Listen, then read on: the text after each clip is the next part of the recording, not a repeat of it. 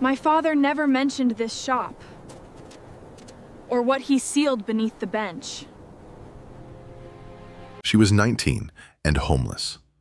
No room, no bank card, no place left to return to, just her father's dented toolbox and $8 she had earned wiping tables at dawn. And with that $8, she bought an abandoned iron pie-safe latch shop outside Lancaster, Pennsylvania, in Conestoga Township, erased from county maps. In 1987, the front wall leaned 3 inches toward the road. Rain entered through a split beside the chimney. The county condemned it on October 14, 2022, with demolition planned for the following spring. But beneath the punch-tin pattern bench waited a bolted iron vent punch, unopened for decades, holding what her father had kept from everyone, including her. Before we continue, if stories like this mean something to you, hit subscribe and tell us in the comments where you're watching from. We love seeing how far these stories travel. Lena Hart had been fitting herself into narrow places her whole life without knowing it. As a child, she learned which floorboards to avoid before sunrise and how to close a cupboard without letting the latch click. She could make one apple last through an afternoon, peeling it in a single ribbon while sitting behind the church kitchen, where the brick wall held warmth long after supper ended. Her father, Daniel, repaired boilers, porch rails, and whatever else people brought to the community hall, in exchange for small bills or covered dishes. He had a way of entering a room quietly, as though every broken thing deserved not pity, but attention. When Lena was 8, he gave her a canvas apron with pockets too deep for her hands. On Saturdays, they walked to the church basement, carrying his gray toolbox between them. There, under fluorescent tubes that hummed like tired insects, Daniel repaired old pie safes brought in from farmhouses around Lancaster County. He taught Lena to lay waxed paper over a punch-tin panel and rub charcoal across it until the vent pattern appeared. He showed her how to place a latch so the iron tongue caught the keeper cleanly without pulling the thin metal out of shape. "Do not force what was made to breathe," he told her. He made her repeat the measuring twice before drilling once. He heated bent latch plates over a small alcohol flame, then eased them flat with a planishing hammer, whose face had been polished smooth by 30 years of work.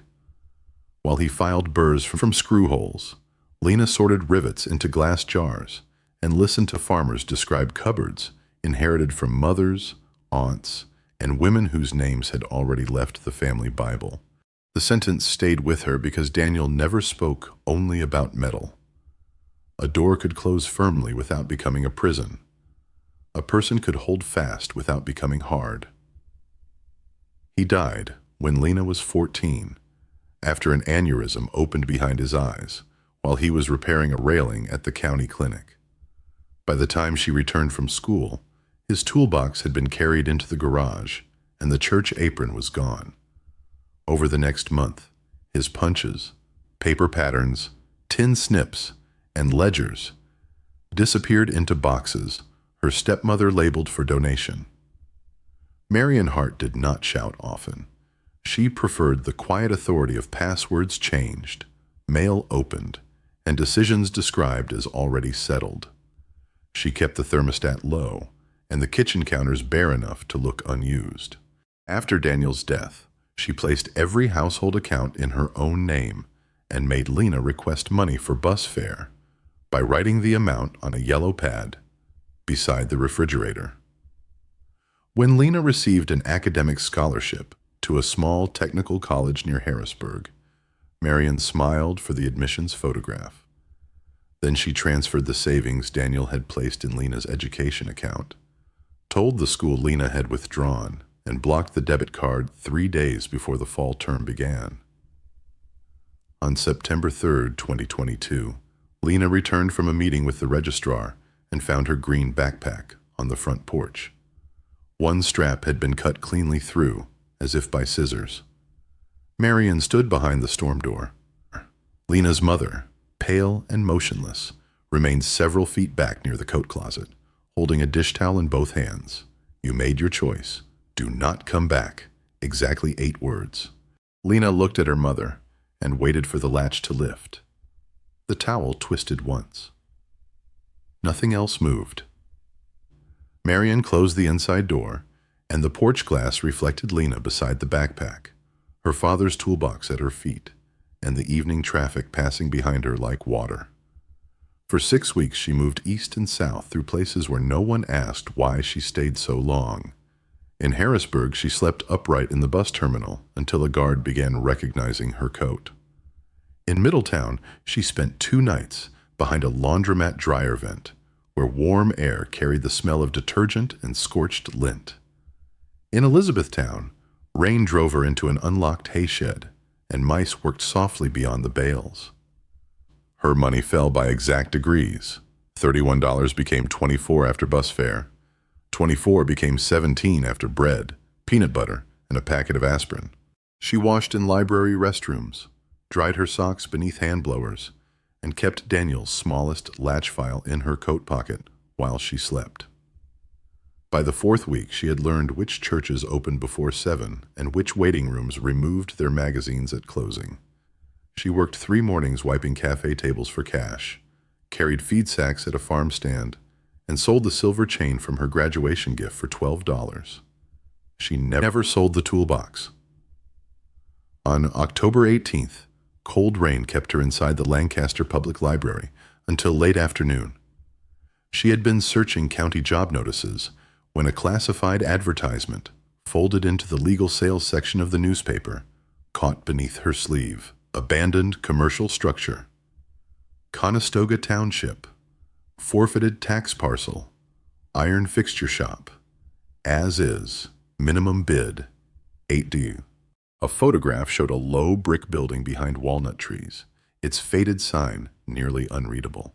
Lena enlarged the image on the library copier. Beneath the grime, she could make out a pierced tin rosette fixed above the door. She counted her money in the restroom stall.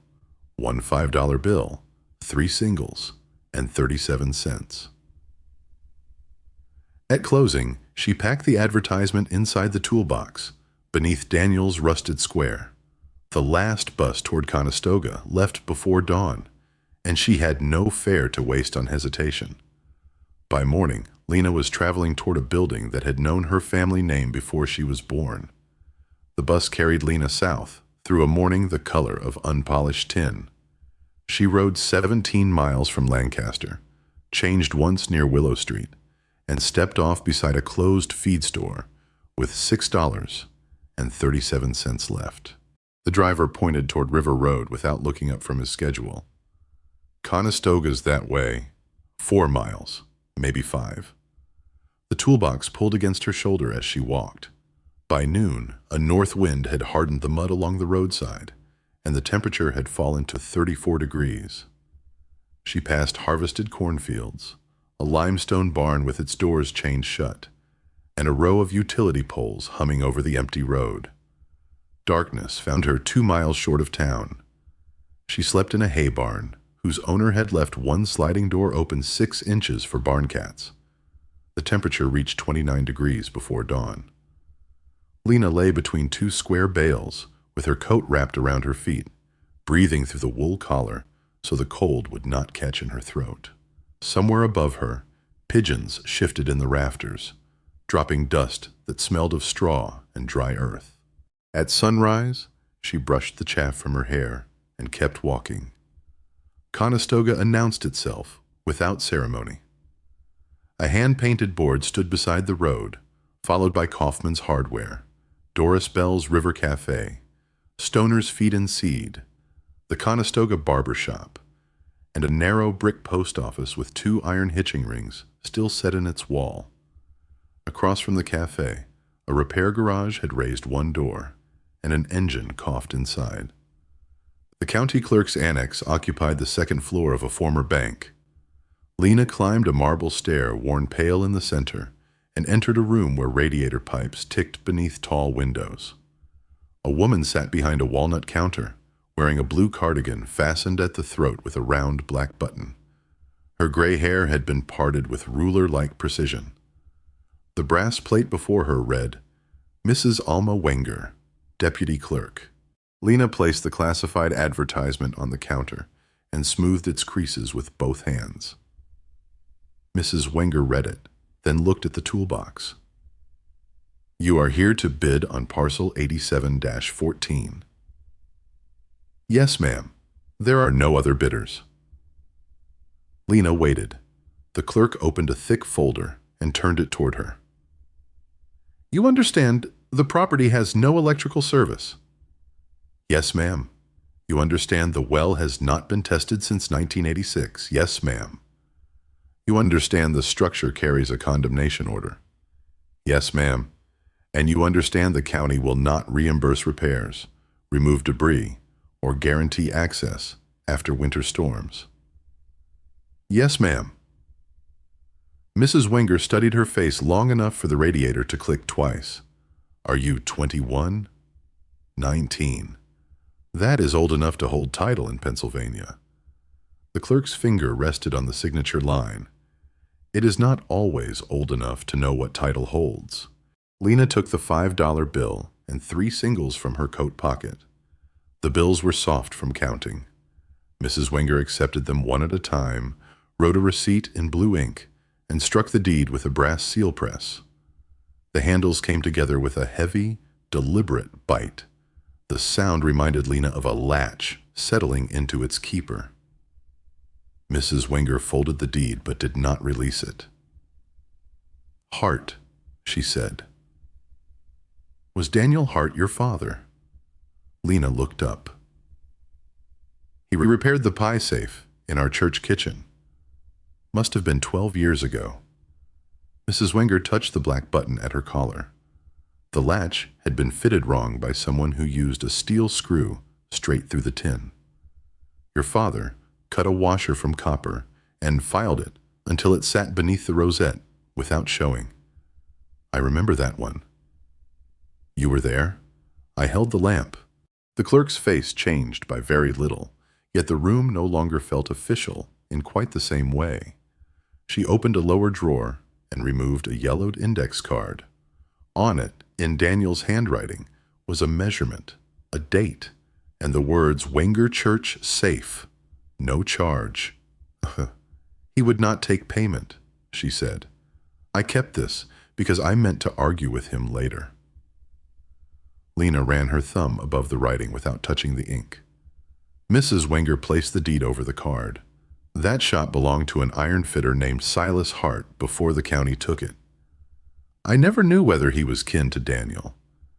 Your father asked about the property once, after the roof began failing." "When? The summer before he died?" The clerk gave her directions slowly. "Follow River Road east for 9/10 of a mile. Turn onto Safe Harbor Road where the stone retaining wall began. Pass the abandoned lime kiln. Then take the unmarked gravel lane beside 2 black walnut trees. The parcel lay beyond a drainage ditch north of the creek." Mrs. Wenger slid the deed across the counter. "You should reach it before dark." A dollar bill remained in the drawer, where the clerk kept overpayments and disputed fees.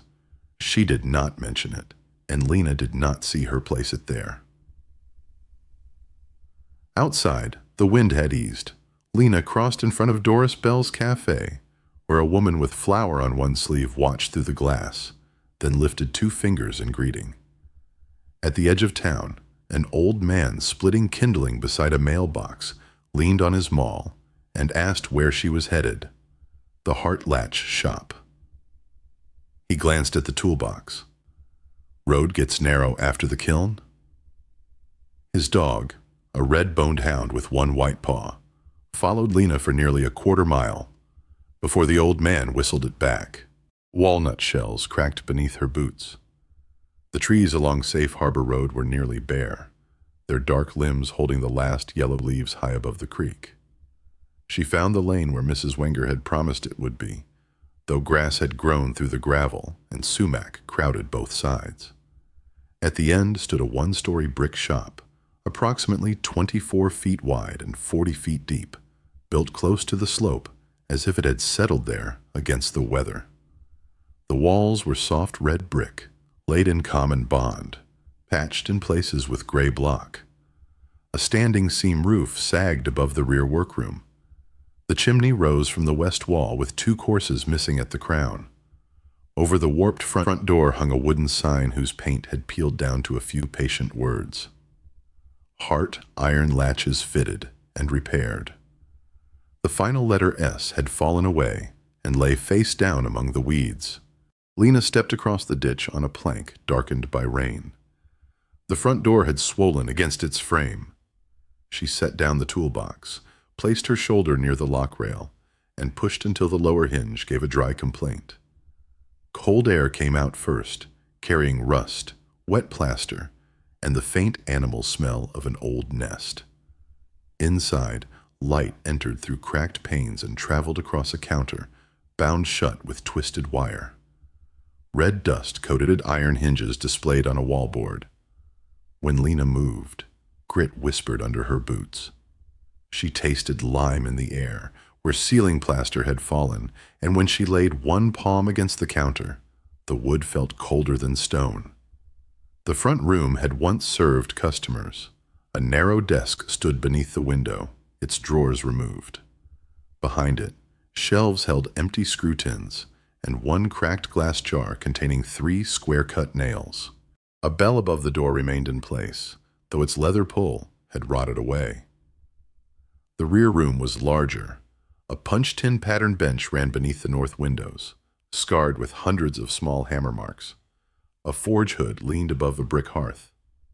Near the wall stood a hand-cranked drill press, its belt gone, and beside it, a cast-iron stove with a door shaped like a half-moon. Lena touched the bench. Beneath the dust, her fingertips found shallow circles, stars, and 6-petaled flowers cut into the wood by generations of punches. She opened the toolbox and set Daniel's square on the surface. That first night, she ate half a heel of bread and drank water from a bottle filled at the clerk's office. She swept a space beside the cold stove with a bundle of twigs, spread her coat over the boards, and rested her head on the toolbox. Rain began after midnight. It tapped the standing seam roof, slid through the split near the chimney, and fell into an enamel basin she had found beneath the counter. Each drop rang separately in the dark. Lena listened until she could tell the building's sounds apart. The roof shifting under the wind, mice moving behind the plaster, the front hinge rubbing softly whenever the pressure changed. The shop had been silent for more than 30 years, but silence was not the same as emptiness. The house was not empty. It had been waiting. At first light, Lena carried the enamel basin outside and began learning what the property would permit. The well stood 30 yards behind the shop beneath a warped cedar cover. She tied a rusty nut to a length of cord, lowered it until she heard a faint splash, and measured 22 feet to water. The hand pump would not draw, but the leather cup inside was intact enough to soften in a jar overnight. Beyond the walnut trees, an outhouse leaned toward the creek, its door attached by one leather hinge, and its seat covered with a mouse nest made from old invoices. For 3 days, she moved carefully through the building. The third board inside the front door creaked high and sharp. 2 planks beside the stove gave a lower warning. Near the pattern bench, one floorboard remained silent, but dipped beneath her heel, and she marked it with chalk so she would not put the stove or toolbox there. She carried water from the cafe in 2 borrowed pickle jars and ate bread warmed between her palms. Each morning she swept another square of floor. Each evening she wrapped herself in her coat before the boards surrendered their last heat. On the 4th day, she entered Kaufman's Hardware. The store smelled of kerosene, burlap, and cedar shavings. Wooden drawers climbed from floor to ceiling behind the counter, each fitted with a porcelain label: cotter pins, copper tacks, stove bolts. A man with a silver hearing aid shaped like a curled bean stood beneath a hanging row of handsaws. "Alvin Kaufman," he said. "You are Daniel Hart's girl." Lena had begun to understand that her father's name had traveled farther than he ever told her. I need chimney brushes, stove cement, and something to fix the pump. Alvin removed his spectacles and wiped them with the tail of his shirt. Need and afford are separate shelves. I can work. You can keep an account. He opened a ledger thick enough to stop a door. Pay when you have paying work, not before you eat. Lena looked toward the drawers. I will pay it. I expect you to. He wrote Lena Hart, shop in firm block letters, then placed a stained paperback beside the ledger. The cover read, Repairs for Farm Buildings and Small Shops, 1948 edition. My brother used that book until he knew better, Alvin said. You can have it until you do. She bought only what the building required first.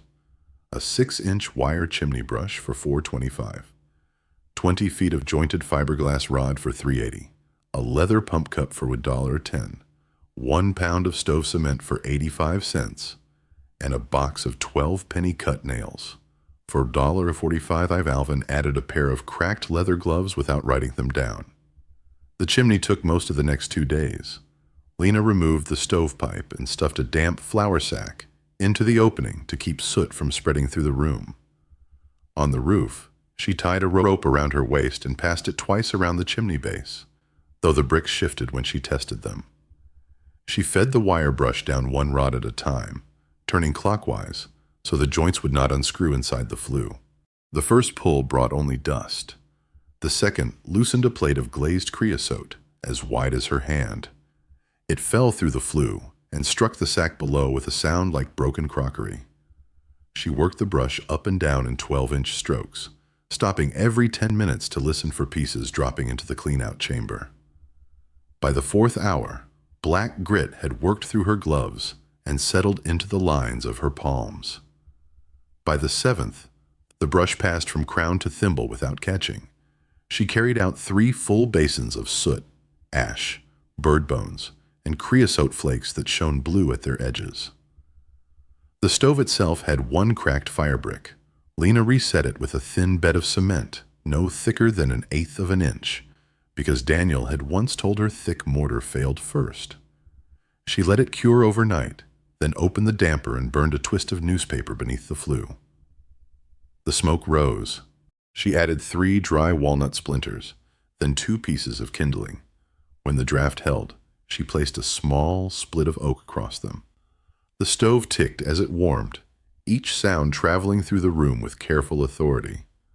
Her first hot meal was oats cooked in a dented saucepan Alvin had found beneath his counter. She stirred in half an apple Doris Bell had pressed into her hand outside the cafe. Steam fogged the nearest pane, and the room smelled briefly of cinnamon. From a packet Doris had tucked beneath the fruit, Lena ate sitting on the floor, facing the fire. Afterward, she turned to the rear workroom. Cleaning revealed it, by degrees. Beneath a canvas stiff with age stood a foot-powered shear with 1 blade nicked near the heel. 6 brass-pattern wheels hung from a peg, each cut with a different border. A small swage block rested under the bench, its hollows dark with graphite. She found 2 rawhide mallets, a box of hand-cut copper washers, a vise with wooden jawliners, and a bundle of waxed paper patterns tied with faded blue thread.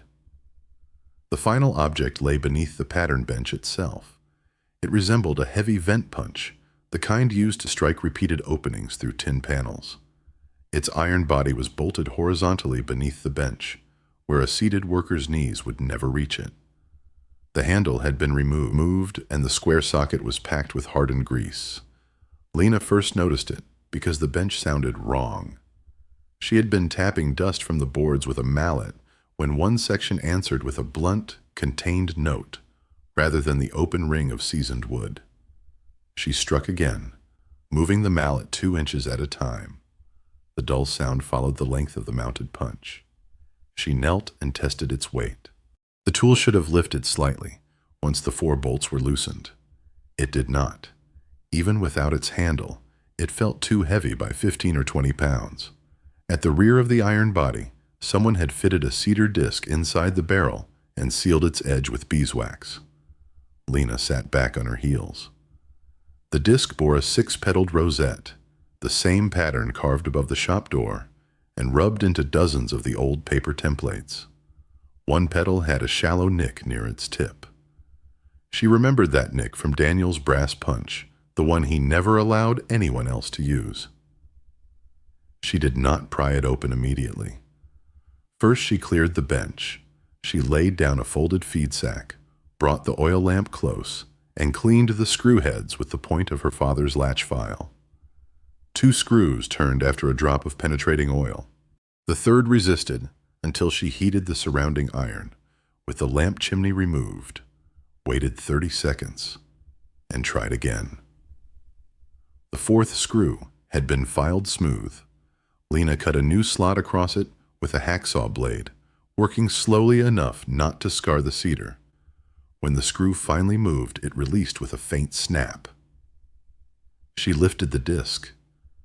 Inside the barrel were 4 cylinders wrapped in waxed linen, a flat packet tied with string, and a square tin box pushed so far into the throat that she needed bent wire to draw it forward.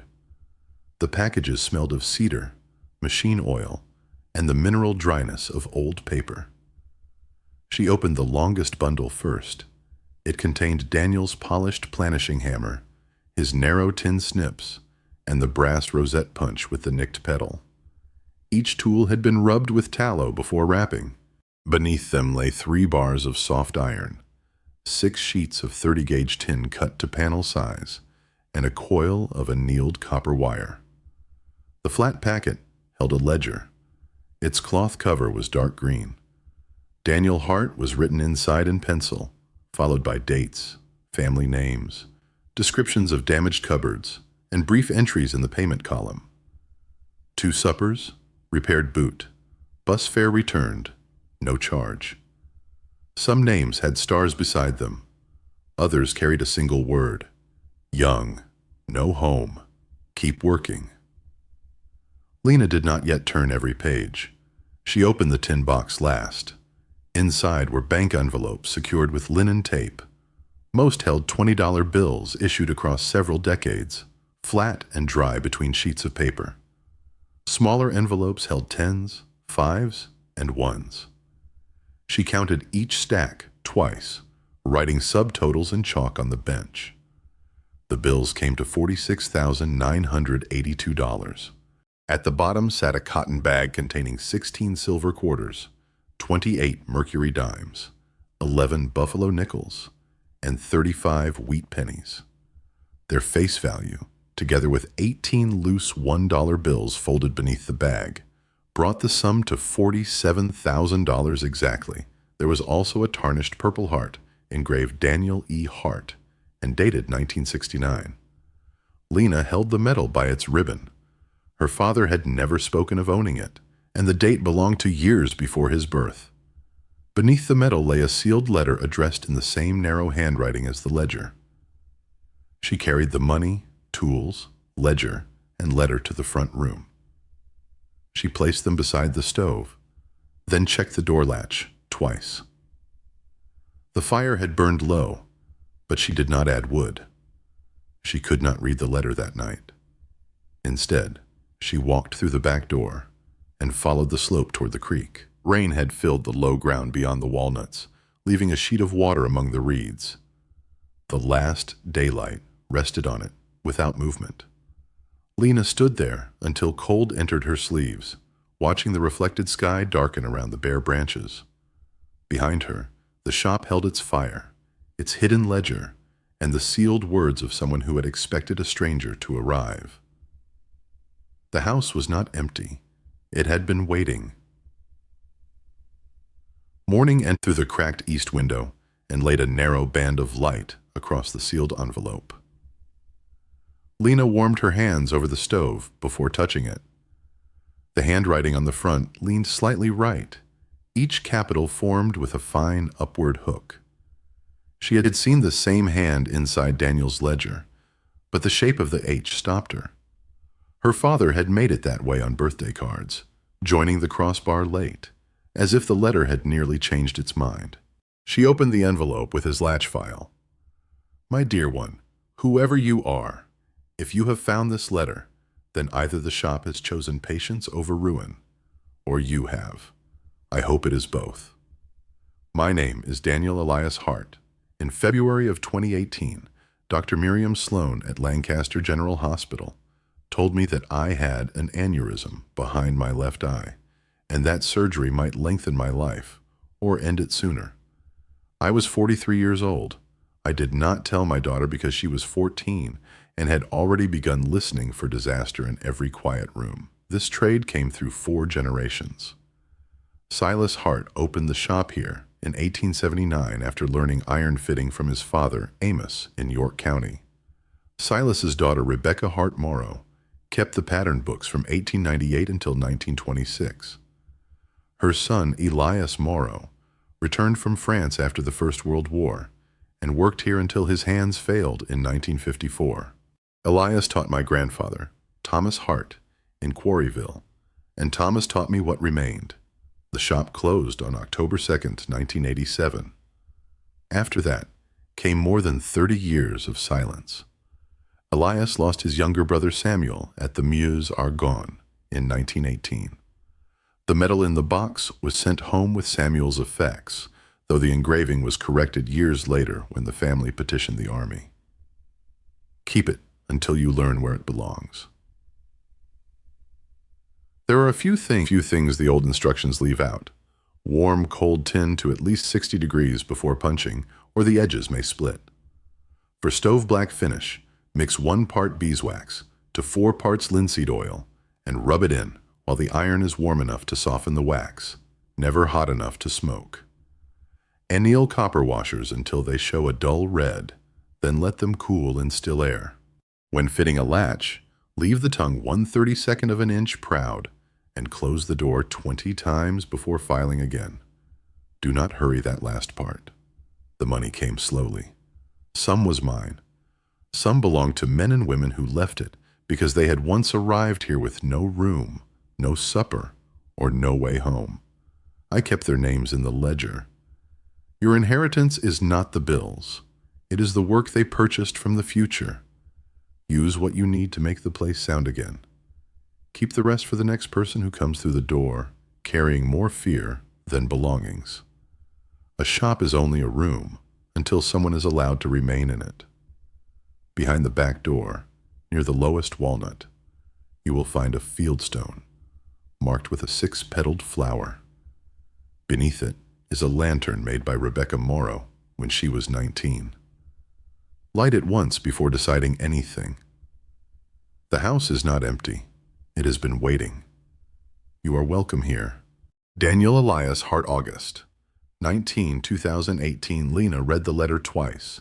The second time, she moved more slowly through the paragraph about the hospital. When she reached the sentence about the quiet room, she set 1 thumb against the margin and held it there until the paper stopped trembling. Then she folded the letter along its original creases, exact corner to corner, and returned it to the envelope. Outside, frost silvered the drainage ditch. She walked through the back door carrying a shovel with a loose ash handle and crossed the slope toward the lowest walnut. The ground beneath it was hard, but not frozen deeply. Moss covered a line of fieldstones at the edge of the reeds. She found the marker under the mat of wet leaves. The 6-petaled flower had been cut shallowly into its face, 1 petal bearing the familiar nick. Lena worked the shovel around the edges, then lifted the stone enough to reach beneath it. Her fingers closed around a narrow iron handle. The lantern had been wrapped in oilcloth and placed inside a cedar box. Its body was punched tin, blackened with age, with stars along the upper band and the heart rosette over the door. The hinges were delicate, but sound.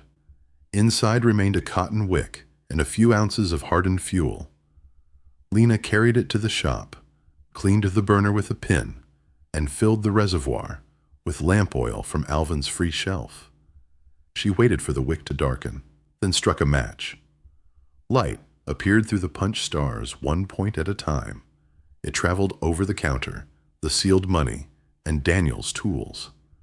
The rosette cast its pattern onto the wall, not sharp, but steady enough to see by. Lena remembered the bus driver who had pointed down River Road without asking for the fare she lacked.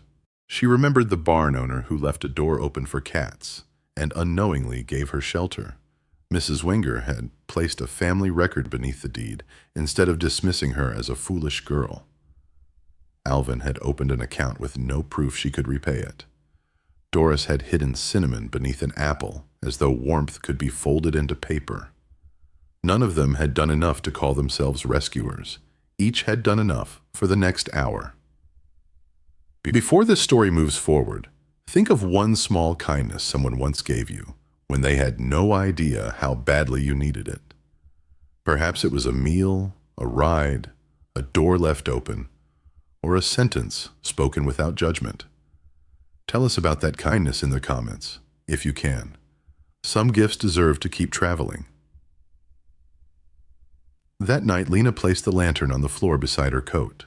Daniel's hammer rested near her right hand, the ledger near her left, and the letter beneath the toolbox, where no draft could disturb it. She slept facing the small field of stars cast across the wall. The first snow came on December 2nd and measured 4.5 inches against the north wall. Lena read the roofing chapter in Alvin's book 3 times, once beside the stove, once standing beneath the leak, and once on the ladder with the pages held open by a brick. The roof measured 24 by 40 feet with a shallow rear pitch. Allowing for overlap and waste, she calculated 32 bundles of shingles, 3 rolls of 15-pound felt, and 12 pounds of galvanized roofing nails. Alvin delivered the materials in a farm truck and handed her a roofing hatchet with a square pole and a leather-wrapped grip. "My brother Leon's," he said. "He won't be needing it." A former roofer named Walter Brubaker arrived the next morning in wool trousers and a canvas coat polished at both elbows. He was 72, missing the end of his left thumb, and refused the envelope Lena had prepared from the first bills in the cash. "Keep your money below the roof," he said. They worked 11 days. Walter taught her to sister the split rafter beside the chimney with a full-length pine board, bolted through soundwood, above and below the fracture. He snapped a chalk line every 5 inches and made Lena set each course to the line before she was allowed to nail. The first stroke placed the nail. The second drove it nearly home. The third seated the head flush without bruising the shingle. On the third afternoon, Walter touched one nail with the face of his hatchet. "That nail's proud. I can tap it down. Pull it." She pulled it. Wind lifted the felt on the west slope and tore 6 feet loose before they could weight it. Lena climbed down, cut away the damaged section, and began again while snowmelt ran into her sleeves. By December 14th, the last ridge cap lay straight from chimney to eave. Walter stood in the road, tipped his head, and studied the roof without praise. Then he returned the ladder to the wall and said, "That will shed weather." It was enough. January exposed what the fire had hidden. The chimney bricks nearest the roof line were spalling, their faces peeling away in thin red shells. Mortar beneath Lena's thumb turned to powder. She dismantled the upper 6 courses, numbered the sound bricks in pencil, and carried them down in a feed bucket. Alvin found 2 bags of hydraulic lime behind the store furnace. Walter brought fire clay from an old kiln shed.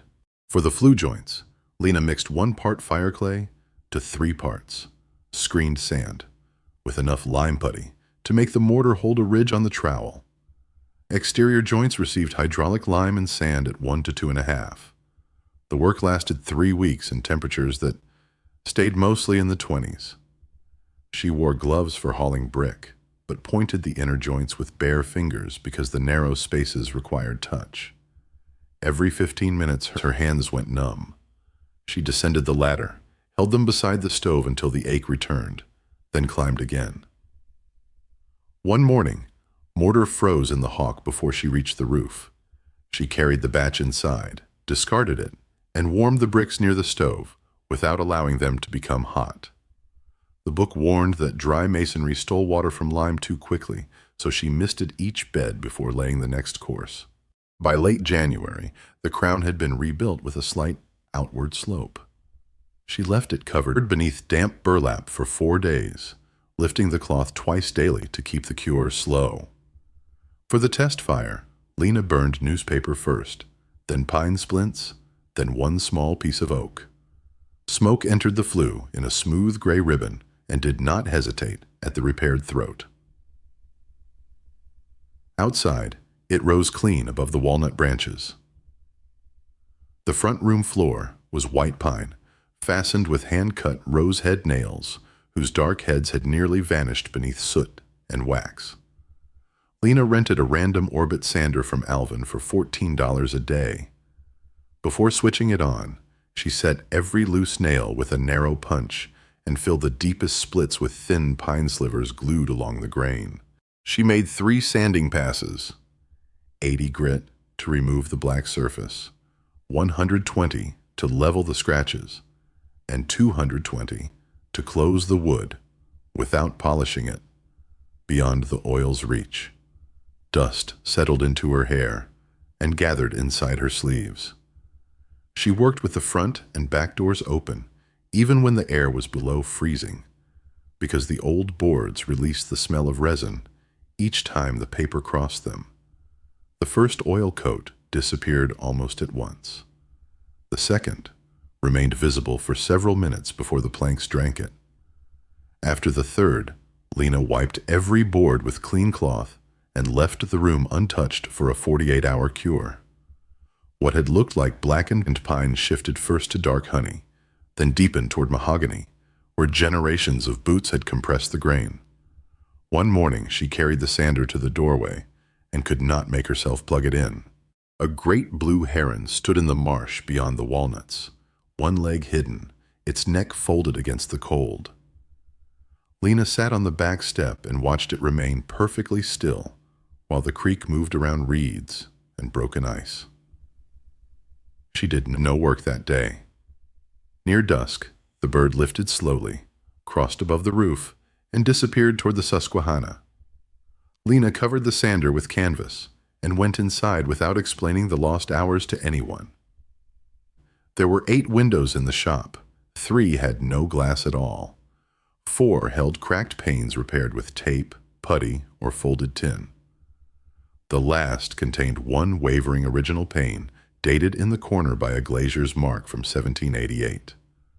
Lena removed that sash first and stored it upright between padded boards where nothing could strike it. She cut replacement glass 1/8 of an inch smaller than each opening, laid a thin bedding rope of DAP 33 glazing putty along the rabbet, and pressed the panes evenly with the flats of her fingers. Glazier's points went in every 8 inches. The finish bead was drawn with a putty knife, held low enough that its edge remained hidden from inside. The sash cords had rotted to brown threads. Lena replaced them with 1/4-inch cotton cord, passing each line over the pulley and tying a figure-8 knot at the cast iron counterweight. She marked the cord before lowering the weight into the pocket so both sides would meet at the same height. The 4th sash bound against swollen wood and had to be planed twice. The 6th dropped hard enough to snap one new cord because Lena had tied the knot too close to the frayed end. She opened the pocket again and corrected it. On the last window, she preserved the old pane. The glass bent the outside world slightly, making the walnut trunk appear broader at its middle. As Lena seated the final strip of putty, a chickadee landed on a branch beyond the sash. It turned its black-capped head toward her, tapped the twig once with its feet, and remained until she set down the knife. The finished window rose under one hand and stayed wherever she left it. Lena lowered it carefully, watching the old glass hold the winter light without breaking. The walls near the chimney failed first. Old horsehair plaster had pulled away from hand-split oak lath, leaving shallow hollows that sounded empty beneath Lena's knuckles. She made 3 patches in 2 days, and all 3 cracked before morning. The first dried too fast. The second sagged because she had pressed it too thick. The third held until the stove warmed the wall, then opened along the edge like a fine gray seam. Alvin brought her an old paper bag of horsehair from his brother's barn and showed her how to tease it apart before mixing. For the fourth attempt, Lena dampened the lath, pressed on a scored scratch coat, and left its surface rough enough to grip the next layer. The brown coat went on 3/8 of an inch thick and cured beneath damp cloth for 72 hours.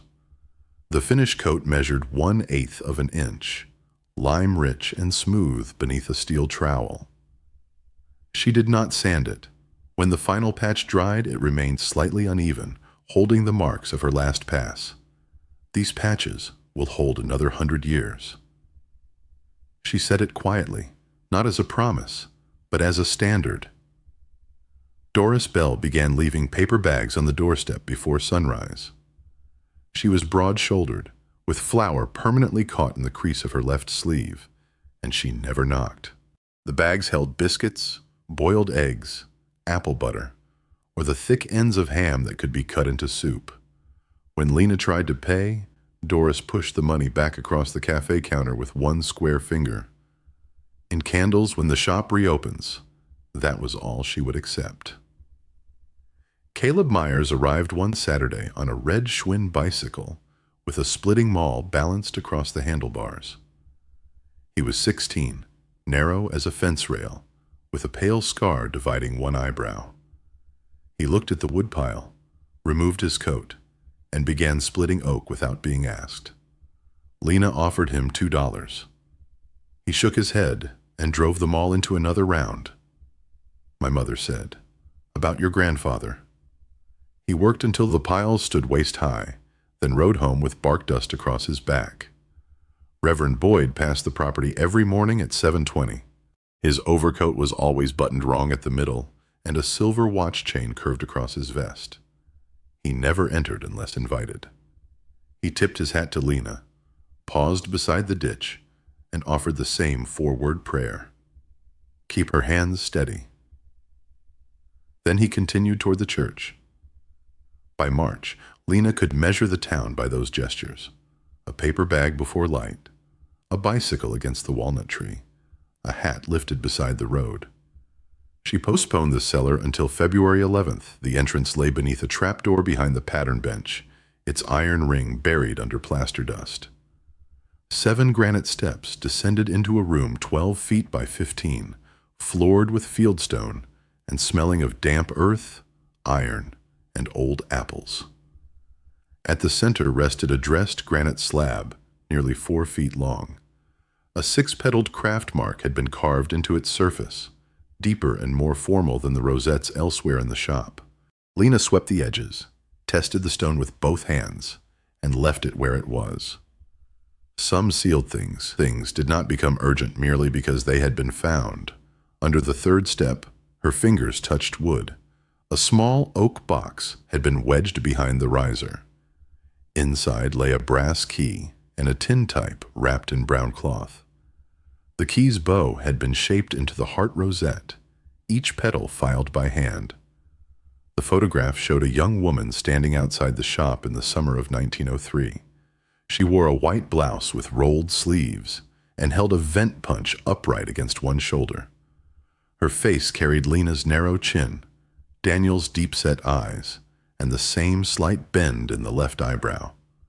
On the back, written in faded ink, were the words, Rebecca Hart Morrow, daughter of Silas Hart, age 25, summer of 1903.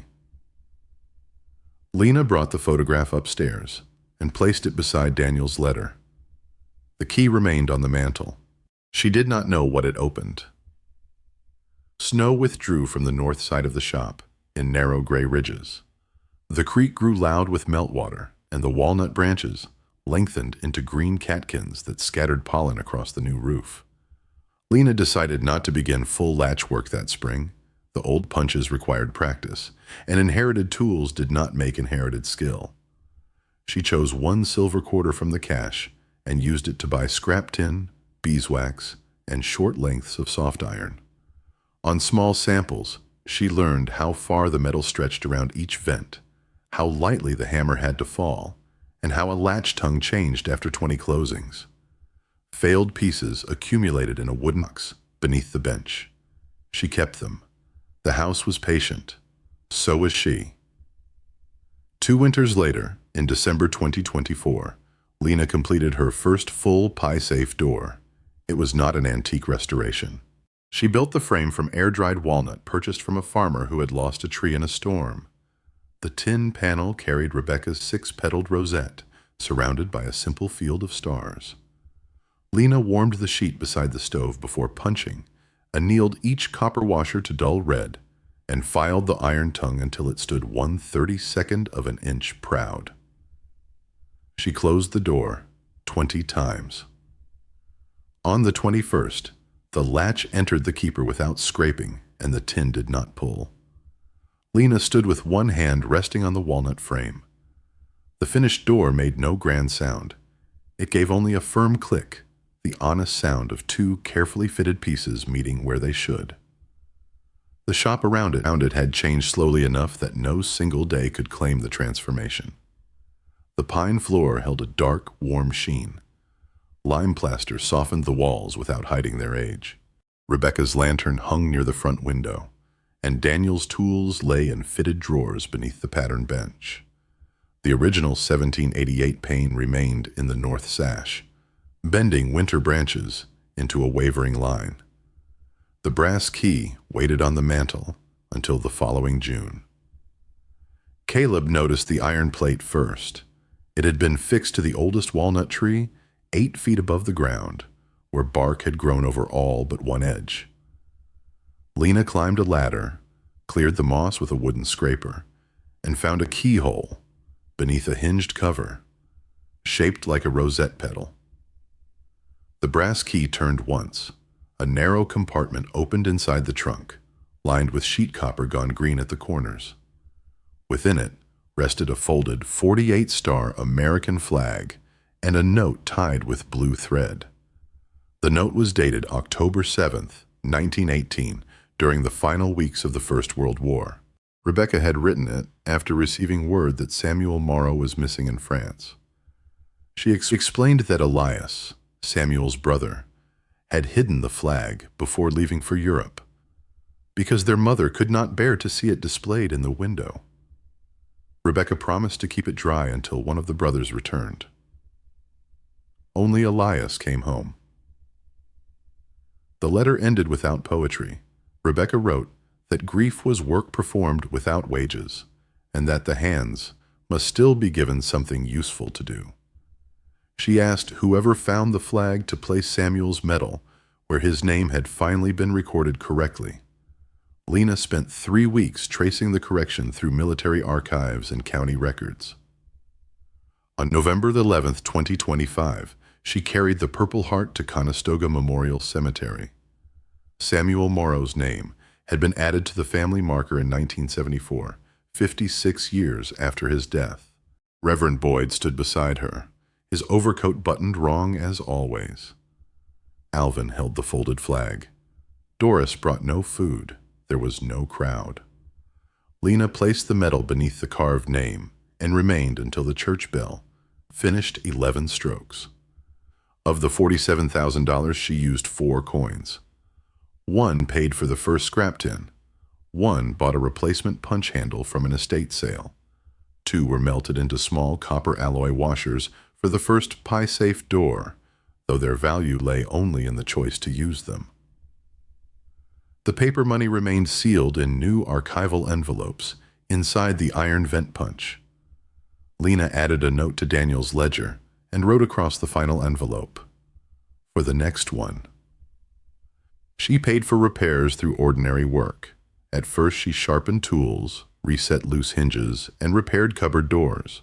Later, she fitted iron latches for farm kitchens and restored punched tin panels too fragile for factory screws. The shop reopened without an announcement. Doris pinned a cream index card to the cafe corkboard. Hart Iron Latches Repairs. By appointment ask at the shop. By the walnuts by autumn. Lena kept a mailing list of 43 names in a school notebook. Some needed work. Some offered old tools, spare tin, or family patterns. Two simply asked to visit the room where Daniel had once repaired their cupboards without charge. Caleb returned on the first cold morning of November, carrying a long object wrapped in a quilt. He had grown taller and no longer rode the Schwinn. The scar through his eyebrow remained. Without speaking, he unwrapped a hand-carved walnut sign, 3 feet wide, with letters cut deep enough to hold shadow. Hart Iron Latches and Daughter. Lena read it twice. "There were daughters before me," she said. Caleb nodded. "That's why I carved it." They hung the sign beneath the original one. The old board still carried its missing final letter. The new board did not correct it. It simply continued the name. That winter, Lena began a letter of her own. She wrote at Daniel's narrow desk using black ink and paper heavy enough to survive damp years. She described the roof, the chimney, the ledger, the flag, and the granite slab she still had not lifted. She included instructions for warming tin, curing lime, and listening to the sound a bench made when iron beneath it carried more weight than it should. At the top she wrote, "My dear one, whoever you are." She did not know whether the letter would be opened in 10 years or 50. She did not know whether the reader would share her blood, her trade, or only the condition of having arrived with nowhere else to remain. She folded the pages, wrapped them in waxed linen, and placed them behind the money. Then she fitted the cedar disc into the vent punch and turned each screw until it held without biting too deeply. The house was not empty. It had been waiting. Outside, evening settled over the creek. Light from Rebecca's lantern passed through punch stars and rested on the repaired glass. Lena lowered the front latch, tested it once, and left the door ready for morning. The Iron Pie Safe Latch shop waits. It has always waited. In the county clerk's office, Mrs. Wenger kept one old dollar bill in the back of her desk drawer beneath Daniel Hart's yellow index card. The paper had softened along its fold, but she never spent it. Whenever a forfeited property notice crossed her counter, she opened the drawer and looked at it before setting the next minimum bid.